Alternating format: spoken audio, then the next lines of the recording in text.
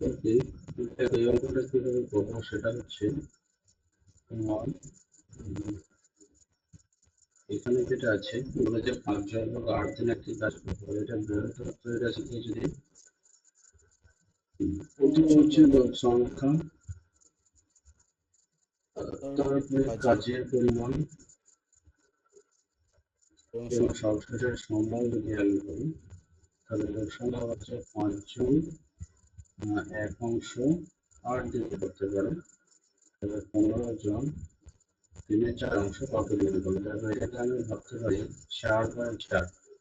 সেক্ষেত্রে 5 জন লোক একটা কাজ করছে 8 দিনে, আমি যদি একবার করি নিয়ে নেওয়ার সময় সময় লোক সংখ্যা বাড়ালে কাজের সময় কিন্তু কমবে, নির্দিষ্ট পরিমাণ কাজের ক্ষেত্রে লোক সংখ্যা বাড়ালে হচ্ছে সময়ের পরিমাণ কমবে। সেক্ষেত্রে এর ব্যস্ততার সম্পর্কে আছে, ব্যস্ততার সাইন হচ্ছে যা আছে 5/15।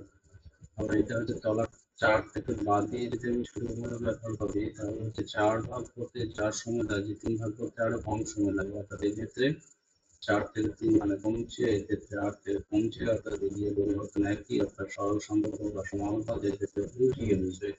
অর্থাৎ এইটা হবে গিয়ে 3/4 বাই হচ্ছে 4/4 ইন্টু হচ্ছে 8। ওভারঅল এদিকে লেখা যায় 15 বাই 5/15 গণিত হচ্ছে 3/4 গণিত হচ্ছে 8। তাহলে 4 এখানে 3 5 5 তাহলে এখান থেকে যেটা আসবে 2 দিন, অর্থাৎ 3/4 সম্পূর্ণ করতে সময় লাগে 2 দিন।